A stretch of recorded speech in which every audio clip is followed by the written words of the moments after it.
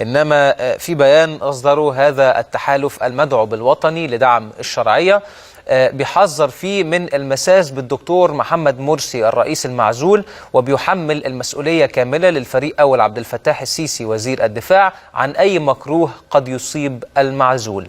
وهدد التحالف القائمون على السلطة حاليا من أن 3 يوليو هو تاريخ عزل مرسي، وسيكون لعنة عليهم في القريب العاجل. ده حسب البيان الرسمي الصادر عن هذا التحالف، واللي دعا كمان لمواصلة ما وصفه بالاحتجاج السلمي وخروج مؤيديه يوم السبت النهاردة يعني للتظاهر أمام دار القضاء العالي في الساعة 12 ظهرا ضمن فعاليات أطلق عليها التحالف أسبوع محاكمة إرادة الشعب.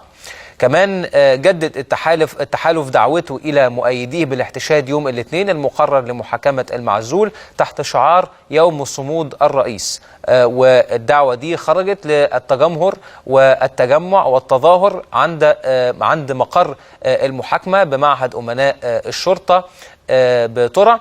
وطبعا ده الى جانب انه الدعوه دي مستمره، او يعني خروج في المظاهرات المفروض ان هم بيقولوا انه هيكون مستمر من النهارده، وتحديدا حتى من امبارح من ساعه ما بدات دعوتهم الى يوم المحاكمه.